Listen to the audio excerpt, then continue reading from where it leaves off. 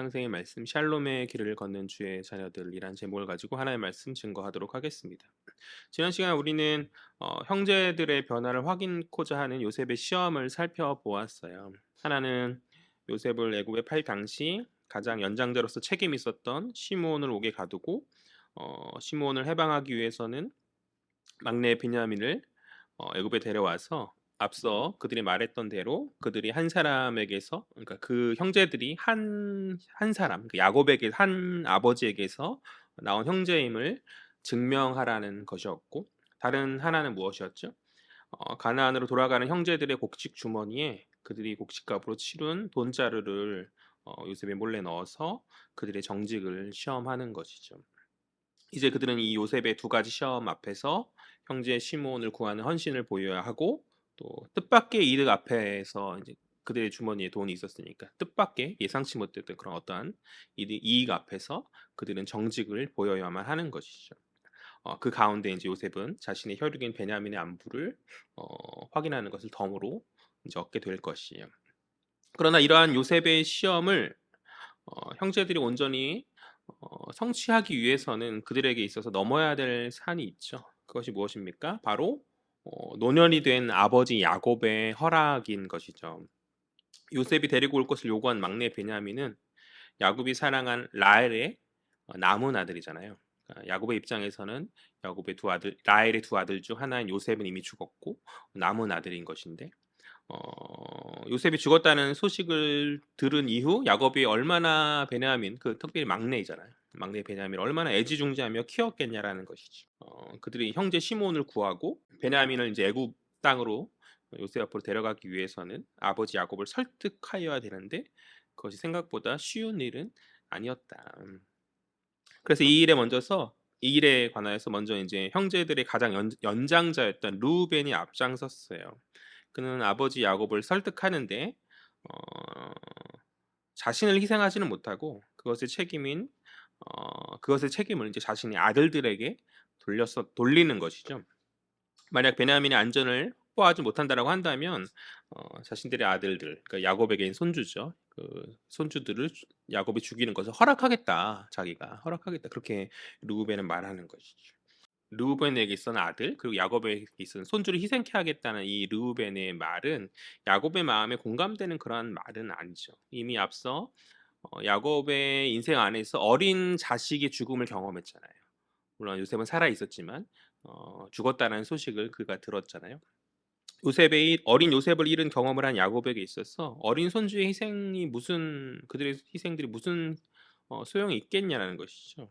이러한 설득은 아버지 야곱을 너무나도 몰랐던 르우벤의 실책이자, 결국 자신은 책임지지 않고 그것을 자신의 아들들에게 돌리는 그냥 무책임함일 뿐인 것이죠. 이러한 르우벤의 설득의 말은 결국 야곱에게 있어 유효하게 작용하지 못하고 실패하게 되어지는 것이죠. 르우벤의 설득의 실패로 이제 가나안 땅 안에서 시간만 흐른 가운데 이제 양식이 다시 떨어져서 이제 양식을 구하기 위해서 애굽에 가야만 하는, 대안이 없는 그런 상황 가운데 아버지를 설득할 다음 타자는 바로 유다인 거죠. 지난 시간에 살펴봤듯이 유다는 굉장히 현명하게 지금은 다른 대안이 없는 현실적 상황임을 야곱에게 알려주어요. 기근으로 양식을 사오라는 야곱의 요구에 그는 먼저 그 애굽의 절대자가 막내를 데려오지 않는다면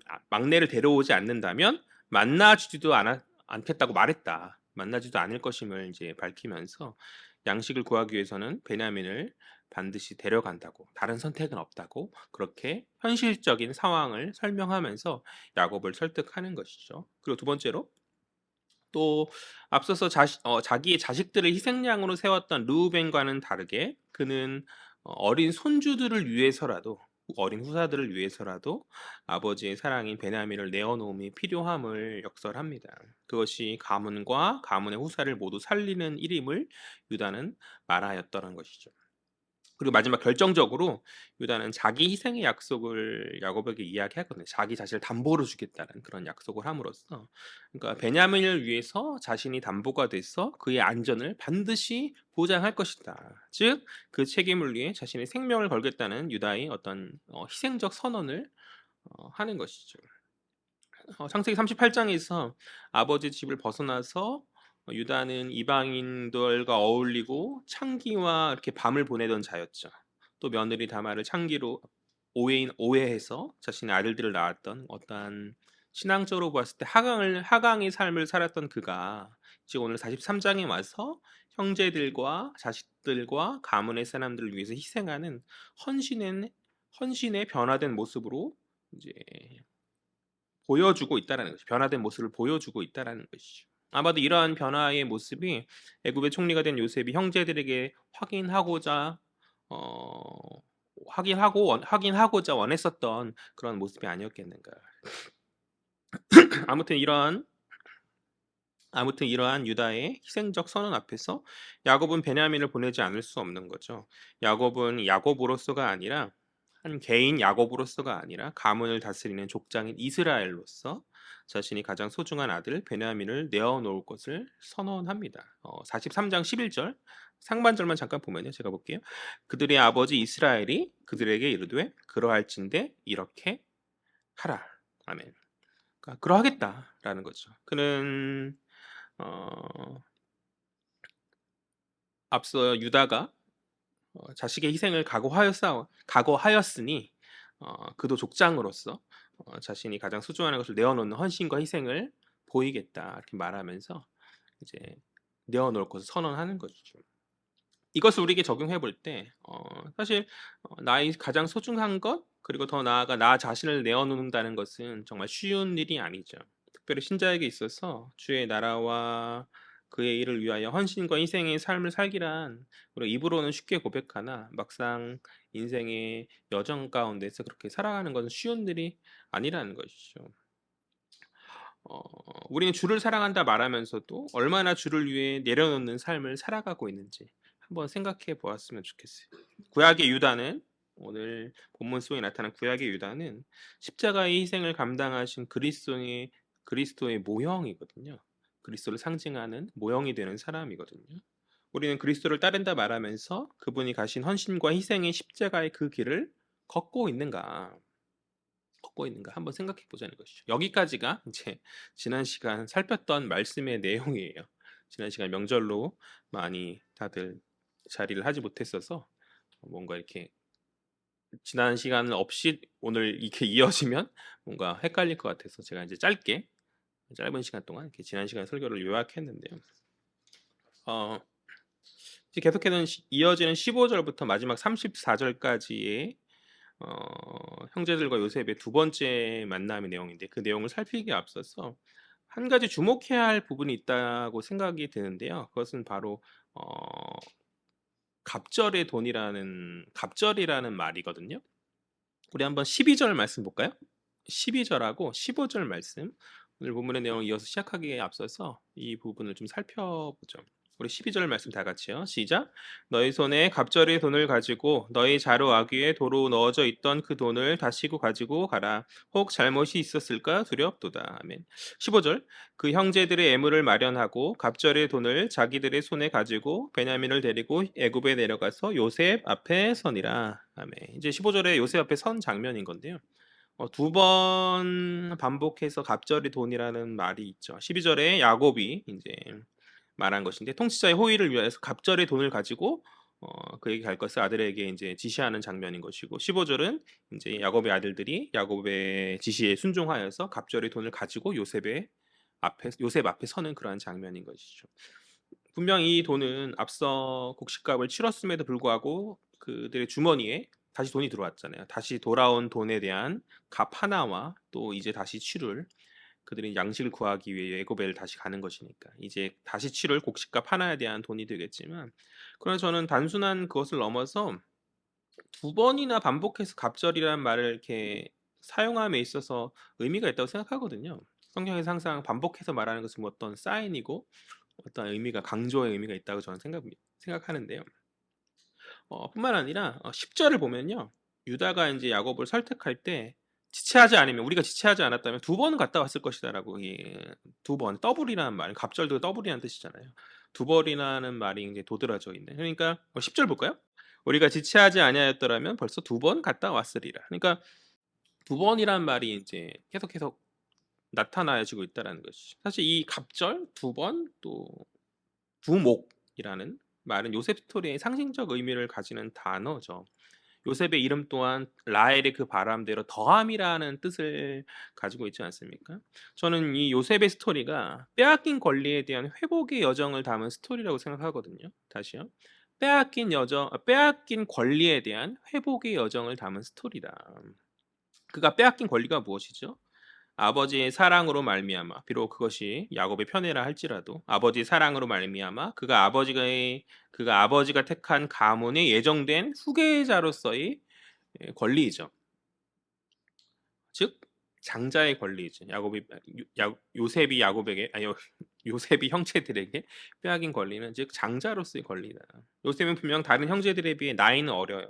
그렇지만 라헬에게 있어서는 첫째이죠. 그러하기 때문에 라헬의 자녀로서 그는 장자인 거죠. 과거 야곱이 요셉에게 준 채색옷이 바로 그러한 후계자를 상징하는 어떤 그런 것이기 때문에 형제들의 눈이 돌아갔던 것 아닌가요? 이는 라헬의 자녀인 요셉을 장자로 인정하겠다는 야곱의 선언이나 다름없었기 때문에 단순히 좋은 옷 준 게 그 정도의 선이 아니라는 것이죠.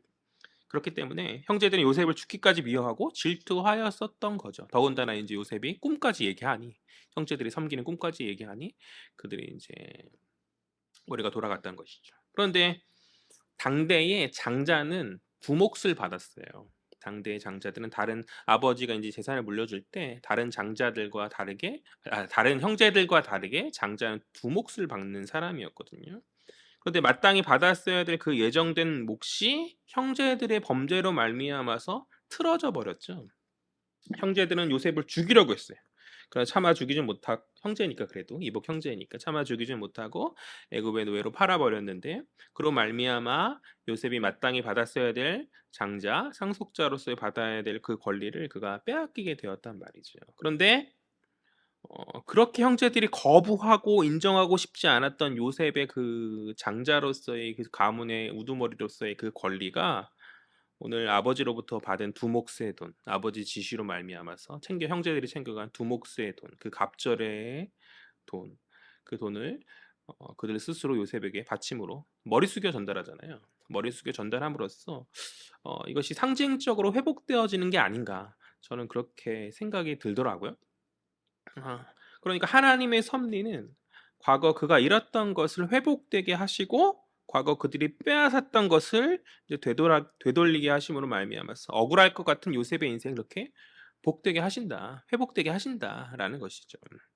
물론 이제 야곱의 가문의 영적인 장자로서 유다가 세워져요. 유다가 이제 하나님의 선택으로 말미암아서 그 유다의 가문이 세워지고 그 가문에서 이제 다윗과 예수 그리스도까지 이제 이어지는 것이지만 그러나 이후에 요셉의 두 아들인 므낫세와 에브라임이 이스라엘 12지파의 한 자리씩을 차지하거든요. 요셉 지파가 아니라 12아들이 요셉 지파가 아니라 에브라임 지파, 므낫세 지파 이렇게 차지하거든요. 그러니까 오늘 상징적으로 드러났던 장자로서의 회복이 분명히 세워지게 되어지는 것이죠. 그러니까 그렇게 그와 그의 가문은 야곱의 육적 장자로서 영적인 장자는 유다이지만 그때 당시에 현 세대의 육적 장자로서 그는 마땅히 그가 누렸어야 될 복을 형제들로부터 빼앗았던 그 복을 다시 그가 누리게 되어지는 것이죠. 그러니까 우리가 하나님의 섭리를 신뢰하는 신앙인으로서 우리가 예수 믿음으로 말미암아서 세상으로 빼앗기는 혹은 손해 보는 어떠한 것들에 대해서 우리 연연할 필요가 없다고 저는 믿습니다. 예수 믿으면 손해 보잖아요. 예수 믿으면 무언가 빼앗기는 것들 많이 있잖아요. 그런 억울함들에 마음 아파하고 연연할 필요가 없는 거죠. 왜 그렇죠? 하나님 그것을 다시 채워주실 것이기 때문에. 오늘 요셉의 인생을 통해서 보았듯이 오늘은 뭐 상징적으로 그것이 드러났으나 이후에 이제 야곱의 아들 가운데서 12지파 가운데 그들이 편입됨으로 확정하게 되어지잖아요. 우리가 성경의 스토리 안에서 살필 수 있잖아요. 우리 인생도 그러할 거라는 것이죠. 당장은 눈에 보이는 어떠한 손해의 상황, 그런 상황 가운데 상징적으로 우리가 바라볼 것은 말씀을 통한 어떠한 우리의 믿음의 어떠한 그런 것이죠. 그러나 하나님 잊지 않으시고 채워주시는 분이시다. 우리의 어떠한 부족함과 빼앗긴 그러한 것들을 회복시켜 주시는 분이시다. 그러한 믿음 안에서 우리가 어, 회복하시는 주를 바라보며 나아가는 복된 자녀들 되었으면 좋겠어요. 아무튼 서론적 이야기들이 길었는데 이제 본격적으로 애굽 땅에서 두 번째로 이제 형제들을 대면하는 요셉의 스토리를 살펴보려고 합니다. 우리 16절 말씀 볼까요? 16절 다 같이요. 시작. 요셉은 베냐민이 그들과 함께 있음을 보고 자기의 청지기에게 이르되 이 사람들을 집으로 인도해 드리고 짐승을 잡고 준비하라. 이 사람들이 정오에 나와 함께 먹을 것이니라. 아멘. 요셉의 의도한 대로 이제 베냐민이 요셉 앞에 오늘 서게 되는 것이죠. 가나안 땅에서 이제 베냐민이 오게 되었고 형제들은 자신들의 정직을 증명함으로 적절하게 요셉의 처음 시험을 잘 통과하게 되었어요. 이제 요셉은 마지막 시험을 준비함에 있어서 그들과 함께 식탁 교제하며 그간 마음고생했었던 형제들의 마음을 이제 조금 풀어주고 그러면서 동시에 이제 마지막 다음의 시험을 준비하는 과정을 진행하는 거죠. 17절과 18절도 보죠. 다 같이요. 시작. 청지기가 요셉의 명대로 하여 그 사람들을 요셉의 집으로 인도하니 그 사람들이 요셉의 집으로 인도되매 두려워하여 이르되 전번에 우리 자루에 들어있던 돈의 일로 우리가 끌려드는도다. 이는 우리를 억류하고 달려들어 우리를 잡아 노예로 삼고 우리의 나귀를 빼앗으려 함이로다 하고. 아멘. 17절에 보듯 요셉은 형제들을 자신의 집으로 초대하죠. 이것은 사실 일반적인 일은 아니죠. 공적 거래의 대상자가 공적 자리를 벗어나서 자신의 어떤 사적 영역으로 인도하여 내면 분명 평범한 일은 아닌 거죠. 이에 18절에 보듯이 형제들은 이것을 굉장히 두려워합니다. 형제들은 그들 자루에 있었던 돈의 일로 과거 그들 자루에 있었던 돈의 일로 자신들을 노예로 삼으려 한다 그렇게 생각하였고 굉장한 두려움 가운데 어, 자신들을 요셉의 길로 이끌던 어떤 요셉의 청지기에게 요셉의 종이죠. 요셉의 청지기에게 그 돈의 문제가 오해임을 열심히 설명하는 것이 그것이 19절부터 22절까지의 내용이거든요. 뭐 아까 읽었으니까 읽어보진 않을 건데요. 그러니까 무려 4절이나 걸쳐서 구구절절 이제 상황들을 설명하고 자신들의 무죄함을 밝히고자 애쓰는 거죠. 결국 결론은 22절 하반절에 그 마지막 부분 그 돈을 우리 자루에 넣은 자가 누군지 모른다라는 그 말인 것인데 이러한 설명이 설득력 있게 다가올 수 없음을 그들 스스로 잘 알았을 거예요. 그도 그럴 것이 돈이 발이 달리지 않는 한 그것이 어떻게 들어갔겠어요, 거기에. 누군가가 이제 그것을 훔치지 않는 한은 그렇다고 요셉 쪽에 있는 애굽 그 고관이 사람들이 돈을 그렇게 넣었을 확률보다는 훔쳤을 확률이 상식적으로 그냥 일반적인 생각으로 보았을 때 그런 확률이 더 큰 것이잖아요. 어, 스스로 이렇게 말하는 그게 구차함을 알고 있었지만 설득력이 없음을 그들이 알고 있었지만 그러나 그것이 사실이니까 그것이 진실이니 정직하게 상황을 설명하고 노예로 전락될 위기를 모면코자 그들이 애쓰는 거죠. 그러나 형제들의 우려와는 다르게 설득이 안 될 거 분명한 것 같은데 그렇게 생각했던 형제들의 우려와는 다르게 청지기의 반응은 그들의 두려움을 사라지게 하는 거죠. 우리 23절과 24절 볼까요? 다 같이요. 시작. 그가 이르되 너희는 안심하라 두려워하지 말라 너희 하나님 너희 아버지의 하나님이 재물을 너희 자루에 넣어 너희에게 주신 것이니라 너희 돈은 내가 이미 받았느니라 하고 시므온을 그들에게 이끌어내고 그들을 요셉의 집으로 인도하고 물을 주어 발을 씻게 하매 그들의 나귀에게 먹이 주었더라. 아멘. 그럼 먼저 그 돈은 하나님께서 너희에게 주신 재물, 그러니까 보물이라는 뜻이거든요. 보물이다라고 말하면서 그것에 신경 쓰지 말 것을 말하는 것이죠. 우리는 값을 치렀고 그거는 하나님이 주신 선물이니까 하나님이 주신 보물이니까 너희가 그걸 신경 쓸 필요는 없다. 아마도 이제 형제들이 이러한 말을 할 것을 대비하여서 이 청지기에게 요셉이 당부하였겠죠. 이렇게 말해라고 당부를 남겼었겠죠. 요셉의 명령이 있었을 것이고 그리고 어, 그는 이전에 사로잡혔던 형제 시므온을 그들 가운데 풀어주고 그러니까 무언가 이렇게 두려웠던 상황 가운데에서 그들의 마음을 안심하는 말을 해주고 잡았던 형제들을 풀어주고 또 그들에게 물을 내어주고 발을 씻기는 그리고 그들이 데리고 왔던 나귀에게 이제 먹여주는 그런 특별히 발을 씻김이 이제 고대 근동에 있던 당시의 관례적인 섬김이었겠죠. 그러나 정탐꾼으로 오인받았던 정탐꾼으로 오인받았던 그들에 대한 오해를 풀겠다는 선언이기도 하거든요. 정탐꾼은 어떤 자들이죠? 발로 돌아다니면서 나라의 어떤 정보를 빼내가는 그러한 사람들이죠.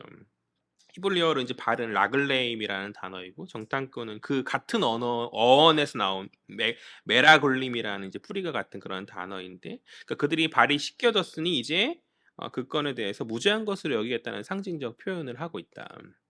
아무튼 그렇게 발이 씻김으로 또 융숭한 대접을 그들에게 받음으로 말미암아서 정탐꾼이라는 문제에 대한 무죄 선언이 확인된 가운데 그들이 이제 다시 요셉을 대면하는 거죠. 우리 26절, 27절 볼까요? 26절, 27절 다 같이요. 시작. 요셉이 집으로 오매 그들이 집으로 들어가서 예물을 그에게 드리고 땅에 엎드려 절하니 요셉이 그들의 안부를 물으며 이르되 너희 아버지 너희가 말하던 그 노인이 안녕하시냐 아직도 생존해 계시느냐. 아멘. 요셉을 대면하여 절하는 형제들에게 27절에서 요셉은 두 번의 샬롬으로 형제를 대합니다. 두 번의 샬롬으로. 하나는 형제들 자신들의 샬롬이고 다른 하나는 아버지 야곱의 샬롬이죠. 요셉이 그들의 안부를 물으며 그렇게 한 번, 또 너희 아버지 너희가 말하던 그 노인이 안녕하시냐 이렇게 두 번 이렇게. 즉 너희가 평안하며 너희 아버지가 평안한지 요셉이 그렇게 두 번 샬롬을 묻고 있는 것이죠. 과거 이제 요셉이 야곱의 집에 있을 때, 그러니까 37장에서 아버지 야곱의 집에서 요셉의 역할이 무엇이었죠? 요셉의 역할은 아버지를 대신해서 형제들의 샬롬을 살피는 것이었어요. 형제들의 평안함을 살피는 것이었죠. 그들의 평안한지 그들을 걱정하는 아버지 야곱은 요셉을 그들에게 보내면서 그들의 어떠한 안위를 살피게 하였었는데 그러나 그들은 요셉의 샬롬에 샬롬으로 반응하지 못하였죠. 아버지가 요셉에게 심부름시키기 이전부터 요셉이 그들에게 샬롬하고 인사할 때 그들은 샬롬하지 못했거든요. 또한 아버지의 명을 따라서 그들 가운데 가서 그들의 샬롬을 살필 때, 그들의 안위를 살필 때 형제들은 요셉에게 샬롬의 모습을 보여주지 못했죠. 그들은 시기와 미움 가운데 요셉을 팔았고 그의 권리를 빼앗았단 말이에요. 그러나 오늘 그들이 요셉에게 머리 숙임으로 말미암아서 이제 그것이 다시 회복되어지는 거죠. 우리 28절 보죠. 28절 시작. 그들이 대답하되 주의 종 우리 아버지가 평안하고 지금까지 생존하였나이다 하고 머리 숙여 절하더라. 아멘. 머리 숙여 절하였다. 머리 숙여 절하더라.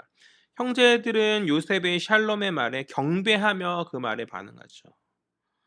그들의 대답은 아버지께서 평안하다는 그냥 단순한 대답이긴 하나 이는 과거에 받지 못했던 요셉이 그 집안에 마땅한 샬롬을 외치는 자로서 이제 다시금 회복되어지는 다시금 세워지는 그런 장면이 아닌가 저는 그렇게 생각하거든요. 오늘 형제들이 요셉에게 머리 숙여서 요셉의 샬롬의 말에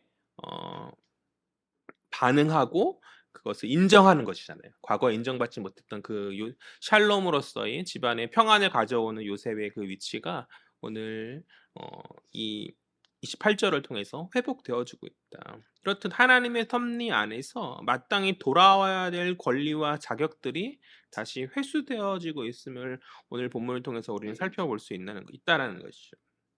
이제 요셉의 시야는 자신의 혈육인 베냐민에게로 돌아가는 거죠. 우리 29절부터 31절까지요. 다 같이요. 시작. 요셉이 눈을 들어 자기 어머니 아들 자기 동생 베냐민을 보고 이르되 너희가 내게 말하던 너희 작은 동생이 이 아이냐? 그가 또 이르되 소자여 하나님이 내게 은혜 베푸시기를 원하노라. 요셉의 아우를 사랑하는 마음이 복받쳐 급히 울 곳을 찾아 안방으로 들어가서 울고 얼굴을 씻고 나와서 그 정을 억제하고 음식을 차리라 하며 요셉은 다른 형제들과 달리 하나님의 이름으로 베냐민을 축복해요. 그를 축복해 주는 것이 이는 굉장한 상징적 의미가 있는데 그러니까 높은 자리에 있는 절대자의 관심을 그곳에서 베냐민이 받는 것이죠. 그의 어떠한 입신양면에 큰 영향력을 미칠 수 있는 긍정적인 사인인 것인데 그러나 그 자리에 있는 형제들로서가 아니라 그 자리에 앉아있는 형제들로서 그 상황을 목도한 형제들로서가 아니라 성경을 읽는 독자로서 말이 자꾸 성경을 읽는 독자로서 우리가 주목할 것은 이 29절의 요셉의 말 하나님 축복을 말하는 이 요셉의 말과 또 23절에서 요셉의 청지기가 말했던 그러니까 하나님에 대한 언급에 대해서 우리가 한번 주목할 필요가 있는 것 같아요. 이 청지기의 말 요셉의 당부 때문이었겠죠. 이 두 가지 하나님에 대한 언급은 상황을 만드는 요셉의 지금 이 상황을 만드는 요셉의 모든 행동들이 하나님의 섭리 안에 있음을 그가 스스로 인정하고 드러내는 것이라 저는 그렇게 믿어요. 그는 믿음 안에서 자신과 자신들의 형제들의 이러한 대면의 상황들이 하나님 안에 하나님의 그 섭리 안에 있음을 잘 알고 있었고 누구보다도 하나님을 인식하고 있었던 자인 거죠. 그러니까 그가 앞서 청지기에게 당부했던 말을 통해서 그리고 베냐민에게 지금 29절에서 했던 그 축복에서 우리는 이것을 확인할 수 있는데 그러니까 그러하니 형제들을 향한 요셉의 어떤 시험은 우리가 인간적으로 생각하는 어떤 보복의 마음 혹은 어떤 단순한 심술 그런 것들이 아닌 거죠. 그러니까 성경은 아마도 침묵하지만 아마도 모든 과정에서 그는 기도로 준비했을 거라 저는 믿어요. 요셉은 분명 기도로 준비했을 것이고 이 시험을 준비했을 것이고 그는 기도함 가운데 겸손히 하나님의 인도하심을 신뢰하였겠죠. 시험에 실패하면 어떡해요? 그거 얼마나 마음 졸였겠어요. 형제들이 시험에 실패하면 화목과 화해의 길이 또다시 요원해지는 것이잖아요. 그건 불가능해진 일이 되어지는 것이니까 아마 기도함 가운데 하나님께서 형제들의 마음을 돌려달라고 또 여러 가지 그들이 상처받지 않도록 또 아버지의 마음을 위해서도 아마 요셉이 그렇게 기도하지 않았을겠는가. 아무튼 요셉은 그런 모든 과정 가운데서 베냐민을 봄에 있어서 그 감정을 주체하지 못하는 것이죠. 그도 그럴 것이 이제 어, 베냐민은 다른 형제들보다 좀 더 가까운 친족인 거죠. 다른 형제들이 이복 형제라면 베냐민은 친동생인 것이잖아요. 감정을 주체하지 못하고. 그러나 하나님 자신을 통해서 형제들의 변화를 보시길 원하시고 그 가정의 회복에 있어서 하나님 예비하신 단계들이 있음을 요셉은 잘 알기 때문에 요셉은 이제 잠시 자리를 비웠다가 마음을 다시 잡고 어떤 겉모습들을 잘 정돈하고 다시 형제들을 그렇게 대면하는 것이죠. 계속해서 요셉은 형제들과 함께 식사를 나누는데요. 그들의 자리를 성경은 주목하고 있어요. 우리 32절과 33절을 볼까요? 32절, 33절 다 같이요. 시작. 그들이 요셉에게 따로 차리고 그 형제들에게 따로 차리고 그와 함께 먹는 애굽 사람에게도 따로 차리니 애굽 사람은 히브리 사람과 같이 먹으면 부정을 입음이었더라. 그들이 요셉 앞에 앉되 그들의 나이에 따라 앉히게 되니 그들이 서로 이상히 여겼더라. 아멘. 성경은 그들의 자리를 두 가지 측면에서 살피고 있거든요. 하나는 요셉의 자리고 다른 하나는 나의 순대로 앉힌 형제들의 자리이죠. 먼저 요셉의 자리를 살펴보면 그는 애굽 사람들과 형제들 사이에 있어요. 그는 애굽의 총리지만 온전한 애굽 사람으로서 그들과 섞이지 않고 있죠. 또한 동시에 히브리인이지만 그는 히브리인으로서 형제들과 섞이지 못한 채 따로 분리되어져 있는 거죠. 저는 이것이 이미와 아직 사이에 살고 있는 우리 신자들의 모습이 아닌가. 세상을 살아가지만 우리는 세상이 아닌 하나님 나라에 속해 있는데 아직 그 나라에 들어가지는 못한 하나님 나라가 임하지 않았기 때문에 그런 사이에 있는 그 중간에 끼어서 분리되어 떨어져 있는 그런 형국. 화해하길 원하나 화목되어지길 원하나 아직은 그 길이 아직은 멀리 있는 오늘 애국과 형제들 사이 어디에도 소속되지 못한 화해를 기다리는 요셉처럼 우린 다가올 아버지 하나님과의 그 화목을 기다리고 있는 것은 아닌가. 아니 요셉은 화해와 화목을 기다리고 있는 사람은 아니죠. 그는 화해를 준비하는 사람이죠. 화해와 화목을 시험이라는 도구를 사용해서 준비하고 있는 사람이죠. 그처럼 우리 역시 성령이 주신 능력 안에서 우리 인생에서의 참된 성화의 삶으로 하나님과의 화해, 하나님과의 화목을 준비하여야 하지 않겠는가?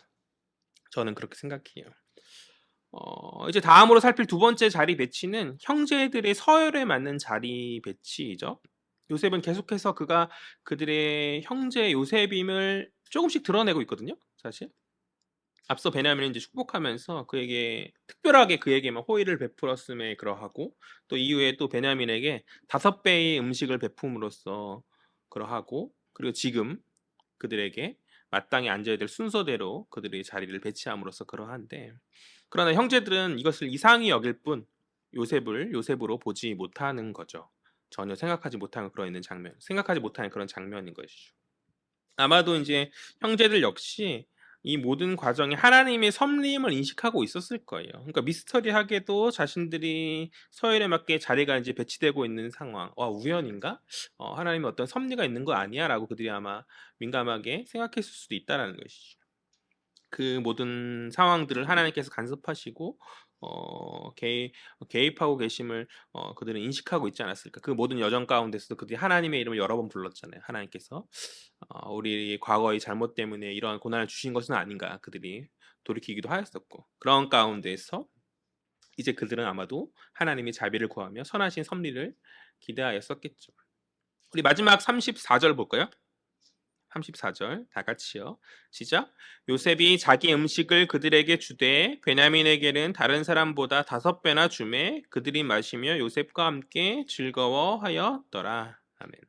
이제 오늘 마지막 34절은 이제 이어질 44장에 있을 요셉의 마지막 시험에 대한 포석이죠. 요셉은 베냐민에게 형제들의 5배의 음식을 더하여 줌으로써 이제 그 44장에 있을 그 시험을 준비하는데, 이는 과거 아버지 집에서 그가 받았었던 아버지 편애의 재현이죠. 아버지로부터 받았던 그 편애에 대한 어떤 비슷한 상황을 그가 연출하고 있는 장면이다. 5배의 음식을 주었다고 해서 베냐민이 5배나 더 많이 먹었겠어요?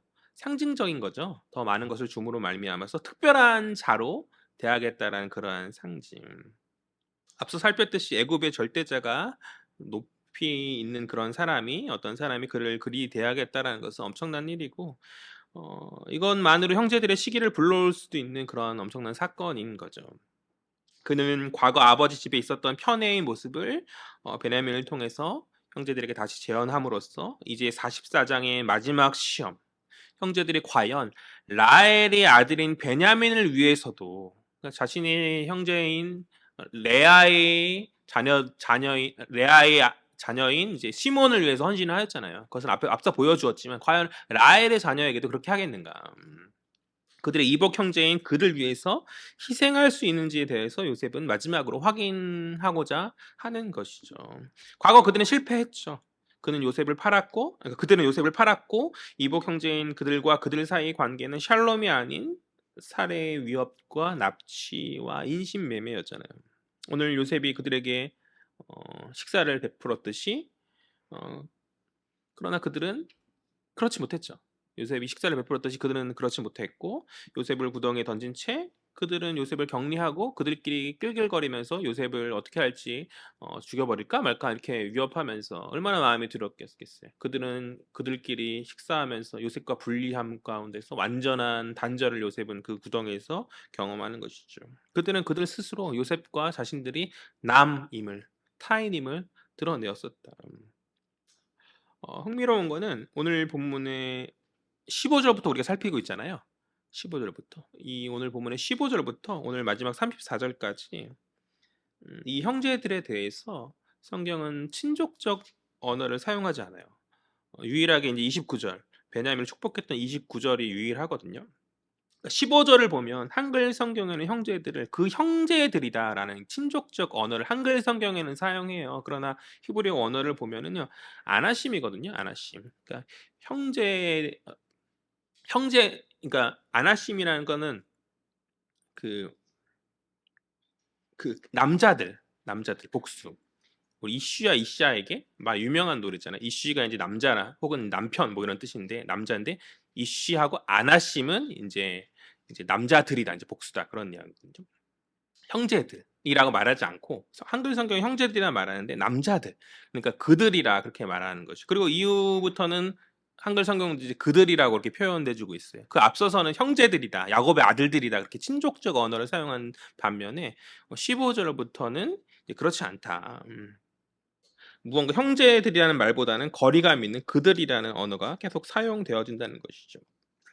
그런데 29절, 베냐민에게만 자기 어머니의 아들, 자기 동생 베냐민, 그러니까 자기의 동생, 형제 베냐민, 이렇게 친족적 언어가 사용되어지거든요. 저는 이것이 그들과 따로 따로 떨어져서 식탁 교제를 하고 있는 요셉의 그 거리감을 나타내는 표현이라고 생각해요. 그는 베냐민을 제외하고 그들을 온전한 형제로서 인정하고 있지 못하고 있는 거죠. 그를 팔았던 과거 그를 팔았던 그들은 아직 그들인 거죠. 아직은 형제가 아닌 거죠. 자기 어머니의 아들, 자기 동생 베냐민과는 다르다. 여전히 거리감이 있고 그러한 거리감은 너무나 사실 당연한 것 아닌가요? 그들 스스로 그렇게 타인임을 증명했으니까 요셉을 구덩이에 던져놓은 채 그들끼리 식사를 나누면서 거리감과 단절감을 그들끼리 드러냈기 때문에 너무나 당연한 그런 상황인 것이죠. 그렇다면 이제 따로 떨어진 이 식탁 교제의 자리가 어떻게 다시 하나가 되어질 것인가? 하나님께서 어떻게 그들을 묶으시고 그 가문의 갈등을 회복해 하실 것인가가 이제 우리가 살펴야 될 관심사인 거죠. 그것은 이제 44장 다음 시간에 오늘 약간 서론적인 내용인 거죠. 다음 장을 위한 어떤 일종의 쌓아가는 빌드업 과정인 거죠. 그것은 다음 시간. 우리가 잘 알듯이 결국 요셉의 두 아들 므낫세와 에브라임이 야곱 가문에 이제 편입됨으로 말미암아서 그들의 관계가 회복되어짐을 잘 알아요. 그죠? 우리는 잘 알죠. 야곱의 이스라엘에 12지파가 있으면 잘 알기 때문에 하나님 분명 회복해 하실 것이에요. 그러나 그 과정을 이제 우리가 다음 시간에 이제 살펴보자는 것이죠. 다음 주에 살필 44장 요셉의 마지막 시험을 통해서 우리는 그것을 살피게 될 것이고 아마 분명 요셉의 마지막 시험을 형제들이 잘 치러서 달라진 모습으로 온전한 승리를 이루게 될 줄 믿습니다. 그것이 이제 중점이 되는 사람이 이제 유다거든요.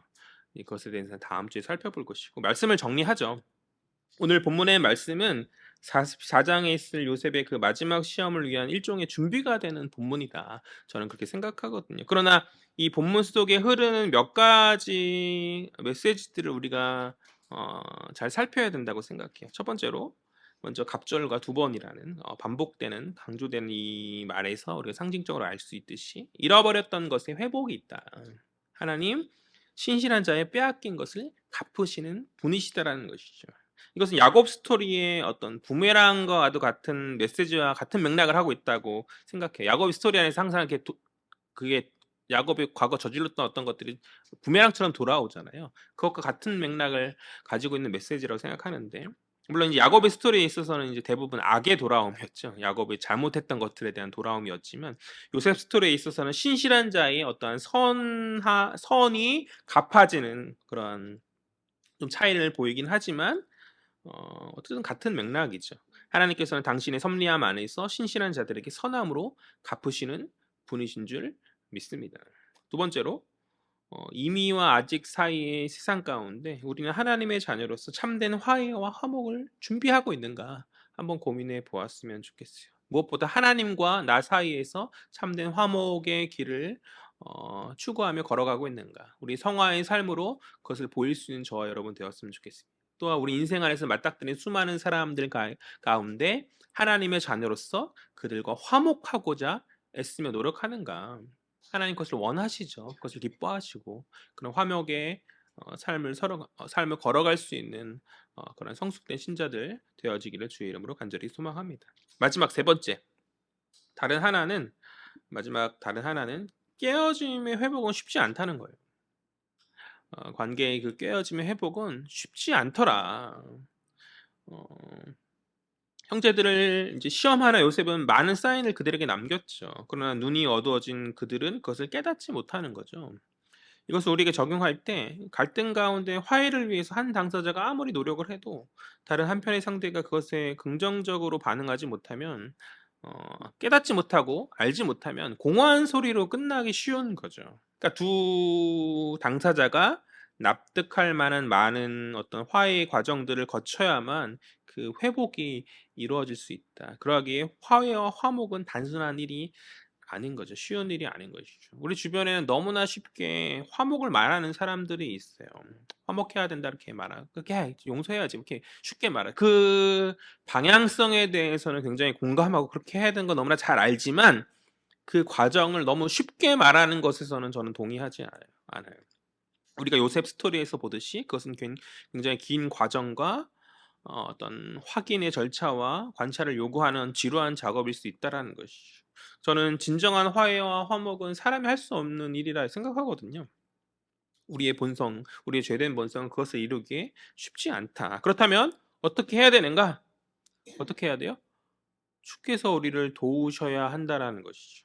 야곱과 그의 가문을 사랑하셔서 요셉을 통하여서 하나님 당신을 어떠한 일을 이루신 것처럼 주께서 우리를 사랑하여 주셔서 내 모든 깨어진 관계들을 회복의 길로 이끄시고 인도해 주셔야 되는 줄 믿습니다. 내가 아무리 노력한다고 해도 상대방의 마음이 바뀌지 않으면 어렵잖아요.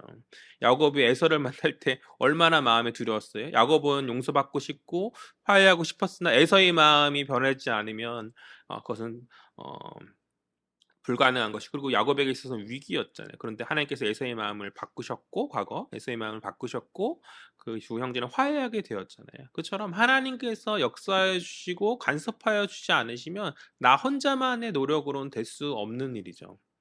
하나님께서 하여 주셔야만 화목과 회복이 되어진다. 우리는 겸손하게 그 하나님을 바라보면서 주께 도움을 구하면서 주의 인도를 어, 기대하며 나아가야 하는 줄 믿습니다. 간절히 바라기는 우리 하나님의 모든 지체들이 당신의 신실한 자녀들에게 선함으로 갚으시는 주의 섭리하심을 신뢰함 가운데 세상과 같은 어떤 보복의 삶이 아니라 화해와 화목의 삶을 지향하며 그 어렵고 그 고된 길을 믿음 안에서 순종으로 따르며 설 수 있는 자들이 되기를 간절히 소망합니다. 쉽지 않다는 거죠. 쉽지 않은 그 길을 믿음 안에서 한 걸음 한 걸음 걸어 나아가 보자는 것이죠. 그러할 때 하나님 진정한 화해와 화목의 샬롬으로 우리를 회복시켜 주실 줄 믿습니다. 기도하겠습니다. 사랑과 은혜의 주님 참으로 감사합니다. 요셉의 스토리를 통해서 우리가 살폈듯이 하나님 우리의 억울함과 빼앗김을 회복시켜 주시는 분이신 줄 믿습니다. 우리가 빼앗긴 것들에 연연하며 살아갈 것이 아니라 하나님 내게 채우시는 은혜들을 바라보며 설 수 있는 복된 자녀들 될 수 있도록 주여 붙들어 주시옵소서. 무엇보다도 화해와 화목의 삶을 지향하며 설 수 있는 저희들 될 수 있도록 우리의 어떤 미움과 보복의 마음들을 버리고 하나님 기뻐하시는 그것을 이루며 설 수 있는 저희들 되게 하여 주시옵시고, 그 과정이 어렵고 고되나 그러나 하나님 역사하시면 선하게 이루어질 줄을 믿습니다. 주님 저희들 가운데 역사하시고 저희들과 함께 어, 하여 주시고 온전한 인도함 가운데 저희들 이끄시길 간절히 소망합니다. 주여 함께하여 주시옵소서. 감사드리며 이 모든 말씀 살아계신 예수 그리스도의 이름으로 기도합니다. 아멘.